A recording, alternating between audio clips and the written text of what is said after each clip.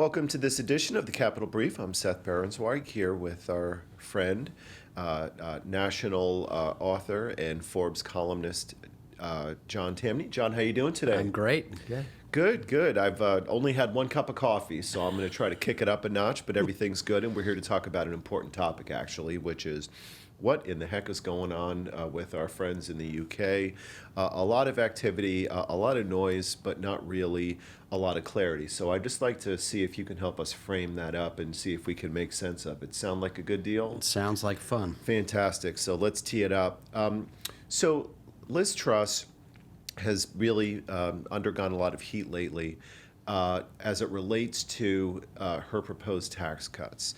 And the reason why, from what I can see, there has been some kind of panic, either smart or dumb panic, regarding her proposed tax cuts is on a theory that when she came into office recently, the UK has been, of course, experiencing an inflationary environment, and the stated fear by many is that by promoting these tax cuts, that will create more dollars or more pounds, if you will, more currency into the hands of the Brits, thereby increasing already pesky inflation, and everybody's losing their minds. Help us understand the bottom line of what in the world's going on here. Well, I feel like we've transported ourselves back to the 1970s. When conversation about economic policy was quite a bit dumber than it is today, but we're back to that. The very idea that letting people keep more of their money is inflationary. Well, how is it inflationary if you get to keep what you earn, but it's not if government gets to spend it? Because the money ends up somewhere. All demand begins with supply. Right. And so it's a question of, will the politicians get to spend it, or will those who produce the wealth get to spend it? There's no new demand here. Right. Yet they're trying to say that if GASP, the British people, get to keep more of what they earn, that's going to harm the economy because it's going to drive up prices. Right. It's got to be what government workers don't want cars and apartments and groceries too. Right. It's got to be one of the dumbest arguments I've ever heard. From someone such as myself, who is more of a domestic watch of what's been going on in the UK and not having the same level of economic granularity that you have, I have been, just from my vantage point, witnessing with interest how there has really not been much diversity of opinion. And what I mean by that is when you see people, not only in the United States, but over across the pond talking about this, it has been an overwhelmingly negative emphasis and pounding on her to say that this is, of course, bad policy, and it makes her look weak, and it makes her look incompetent, and there may have been a little bit of some waffling going on by her lately as to whether or not she's going to stick with that. Have you seen what you think is any kind of a fair assessment of what she's been doing? And has because it seems to me that it's been largely a one-sided argument with the other side of the table being totally vacant. No, I think you're right, and that's what's so strange about this. How far we've fallen back, where there are no real defenders of tax cuts in the punditry. The only thing that I've seen, other than people like me, is the Wall Street Journal's editorial page has defended her somewhat. But you see, even their view is that, well, but if government spends it, it's going to cause inflation. No, inflation is a devaluation of the currency. Whether it's government spending it or the individuals who produce the wealth, there's no increase in demand there. It's just basic. Or money supply. Or money supply. I mean, that's almost a separate thing. But Yeah. there's no. To demand something must be produced first. Now, I could become your supplicant, and you could hand me money, but you would just be handing me over your demand. If you hand me $100 right now, I don't suddenly I'm not increasing demand in the economy. I've got 100 of your money because you've got 100 less. Right. It's no different. Either government's going to spend it or the people who produced it. There's no increase one way or the other. There's got to be production first. There doesn't really seem to be either there or here as of late a meaningful analysis of things that are relevant and that can have a direct, immediate, positive impact on an inflationary environment. Let me just digress for a second because we'll mainly focus on the UK.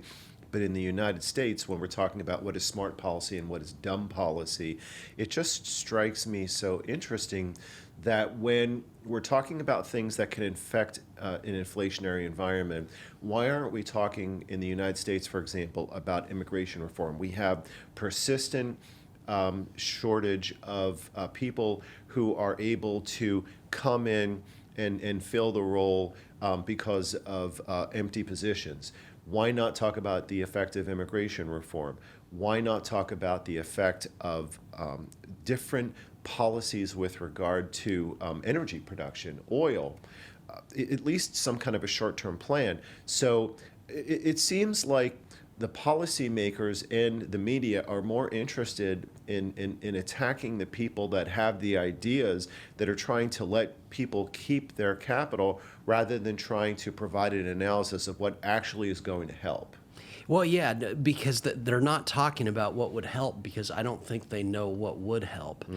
To be clear, I think immigrants are treasures. I can't think of a more bullish signal for a country than people risking it all to get to that country. Right. And to me, what's happening right now is the surest sign that government is getting in the way of a natural market phenomenon. We wouldn't have these border problems if government were out of the way, because people flowing into the United States is a market phenomenon. People say, well, they're coming here for free stuff. Oh, really? Why during the lockdowns were the borders empty? Why from 2009 to 2014, when President Obama was president, were there more people going back south of the border than coming over? It's when the U.S. is booming that immigrants come here, so it's a bullish thing. Still, having said that, inflation is a dollar phenomenon. If you want to get rid of inflation, Treasury would announce on Monday we are targeting a certain dollar gold price. We're targeting a certain dollar price vis-a-vis the euro or the pound. That's the only way to beat inflation. And what's interesting there, and we've discussed this on one of the recent shows, the dollar is up against the pound. It's up against the euro, the yuan, the yen, the Canadian dollar, the Aussie dollar. It's up against gold, the most objective measure, which means this would be the first inflation in the history of mankind in which the currency actually rose against everything. Right. Now, one of the critical aspects of having a full context on what's happening in the UK is to understand what has happened recently relative to the Bank of England. The Bank of England has had a short-term policy of increase of purchases of bonds, of government bonds, of the gilt. And there has been a development over the past couple of days that the Bank of England sent what I consider to be a pretty weird public messaging, saying that they were going to stop that program by the end of the week, and that everybody really had to just kind of, take whatever action they felt appropriate, as if, the sky was about to fall.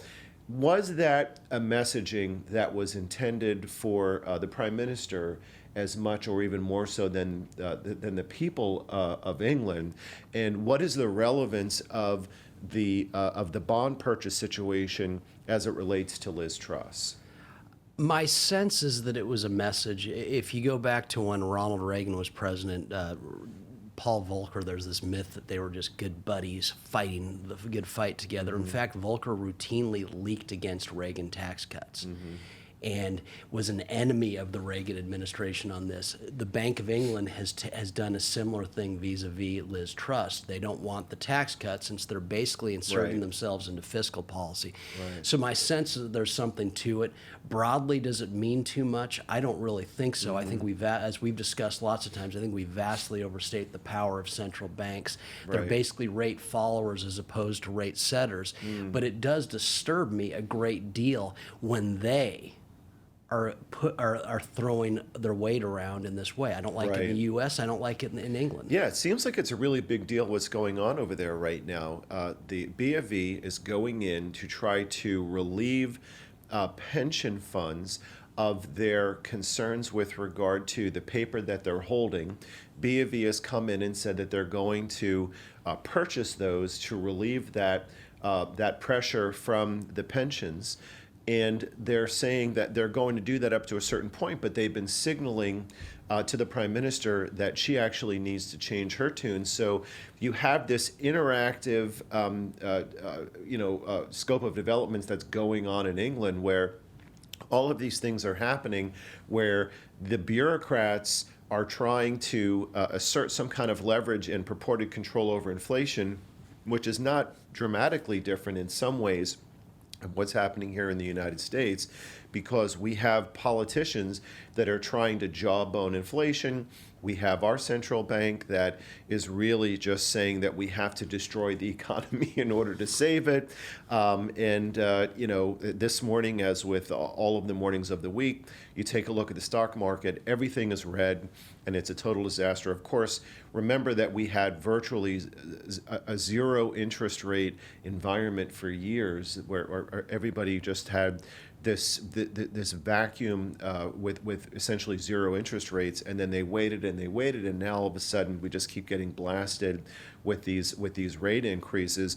What is the relevance of what's happening in the UK with respect to the United States? Because it seems that there is more an aspect of potential global contagion that's going on today. You turn on CNBC, we hear as much about what's going on at 10 Downing sometimes as we hear of what's going here in Foggy Bottom. What is the relationship, and do you think that that's overblown? Because they're regardless of whether or not the pundits are saying things that are correct, their jawboning isn't having much of a positive impact as far as I can see.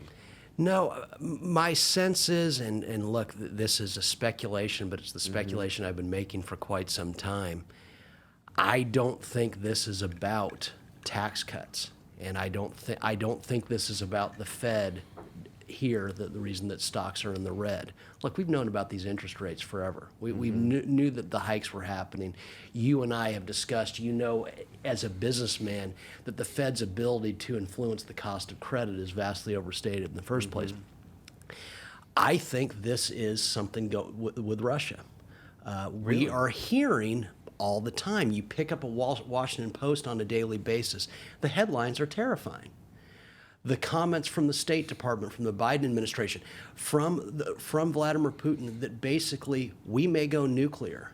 Now, what do markets do? Markets anticipate. They have to price probabilities, possibilities all day and every day. Markets never move on the known. And interest rates were a known. Tax cuts from Liz Truss, a proposal, that was a known. Everyone knew she was going to come up with something. She was running on that. Of course she was. Yeah. The idea that markets hadn't priced that. What is the unknown? Daily basis, we're hearing about things that these guys may go nuclear. Right. How do you price that? How do you price that in England? Because on the day that they said, well, markets collapsed in England based on her tax cut proposal, well, guess what? Stocks were collapsing around the world. Right. And it strikes me that this is a big head fake, that actually what's going on is here. Yet everyone's focused on stuff that markets priced long ago. Yeah, that's such a great point, and it's something that is rarely discussed, but something that I think that we need to spend a minute on, because look at that in the context of energy insecurity in Europe. All we hear is that they're being held hostage, and it's going to be a cold winter. The lack of energy security means a lack of national security for Europe, and as things happen in the whole of Europe and in the EU, that's obviously going to have, to some degree, an impact on what's happening here and in the markets. And the thing that really amazes me, John, is how the West has had a fundamental, complete vacancy of policy in terms of how to deal with nuclear threats and being held hostage. In other words, what we have is a period of time where we just have to sit back in the West and watch Putin saber rattle and talk about how, whether or not they're going to use so-called TAC nukes, and where are the policy implications, and how is the West and how is Western Europe going to deal with this as a matter of policy? There has to be some kind of an approach where we're going to help them. I think, frankly, that can be a boon for the American energy sectors. LNG is something that we can certainly help them out with. We're working with Germany in that regard. but what can be done proactively? Forget about the bureaucrats. What can the marketplace, what can we do to try to alleviate what's going on as it relates to Russia right now? Because I think that you've identified a major headwind, but what can be done in that regard? Well, what can be done is what's not being done. It brings to mind an interview with George W. Bush in American Way magazine. This was probably about 4 years ago, and he was talking about when he first met Putin. And this was the early years of the 2000s, and he said, boy, Putin was really nervous. He was so down about things because remember, oil was cheap. Right. Yeah, oil was cheap because the dollar was really strong. During the Reagan 80s and Clinton 90s, dollar policy was very focused on dollar strength. Commodities collapsed. Remember $9 and $8 a barrel oil? Mm-hmm. Yeah, Putin was really down then. Is it any surprise that he's saber rattling at $89 a barrel oil? Because what you have to realize, there's no such thing as energy insecurity. The Russians can't not sell their energy. If they stop selling it, the country collapses. And so once you're selling that oil and that natural gas, it's going to find its natural market, and that includes Europe. It includes in the 1970s, OPEC embargoed us. Oh, please, we still consumed every bit as much OPEC oil post-embargo as pre. The flow of goods always goes to where there's production. But if you want to take Russia down, you pursue dollar policy that brings down the price of oil. Yet no one's discussed it. It's not part of the discussion. I'm a lonely person writing op-ed after op-ed saying, hey guys, remember in the 80s and 90s how down on its luck Russia was? Yeah. Yet you can't get that discussion going. And the funny thing is, I learned this mostly from the Wall Street Journal's late editor, Robert Bartley, who ran the editorial page. You can't even get the Wall Street Journal's editorial page to discuss it. It's kind of funny. Well, I think that I absolutely agree with what you're saying. I think that there has to be, and hopefully now out of necessity, there will be a delinking and a decoupling of Russia's ability to assert power over Western Europe as it relates to playing games with Nord Stream and the energy supply. It's certainly true that oil that's not, or natural gas that's not going to be sold to the left is going to be sold somewhere else. When I say to the left, I mean geographically. However, if Western Europe can find energy independence, then they find national security. And then, we're living in a different age where someone such as Putin isn't going to be able to have energy blackmail or saber rattling in the same way, where at least the civilized nations can find a way to move forward in a more peaceful manner. Just to close things down, we're coming to the end of the year. There's a lot going on. And I've been talking to people in the market, and I've heard about the so-called triple waterfall effect, which is a market theory that says market collapse happens in 3 legs down. And if you accept that theory, we're only through leg 2, so we've got 1 leg left. You put that together with the other economic observation I've heard, that in the year prior to a midterm election, for the last 15 years, the broader market has not gained less than 15% during that window. So from what I'm hearing, I see a leg down and then a leg up, but you add on top of that all of these geopolitical pressures that we're talking about overseas. I'm asking you to read into your crystal ball, but where do you see things happening in the market between the end of this year and the beginning of next? Because we're seeing a lot of volatility out there, and people having a really hard time understanding how to make sense of any of this. Well, it's hard to make sense of something that's never really happened, as in the possibility of nuclear. It's been decades since we were having these kinds of discussions. And so how do you price that? I also think you hit on something crucial here, the elections. A year ago, it was a known quantity that Republicans were going to get back control of the Senate and House. And that's not a partisan statement, but what is true for the markets is the markets love a divided Washington. Mm-hmm. Now we're not so sure about that. We're certainly not so sure about the Senate. And so because of that, you think that's maybe holding down markets a little bit, because they had priced a completely different outcome. that becomes less and less certain with each passing day. And so my sense is I don't buy into the three waterfalls theory. I mean, if they announce tomorrow stable money and deregulation and all sorts of amazing things, you think markets will rise? Yeah, they'll rise. Or if Putin announces tomorrow, this whole war thing is over with. Do you think markets are going to go back up and people are going to have to cover short? So it's not so much that. I just think there's a lot of uncertainty there that is very expensive.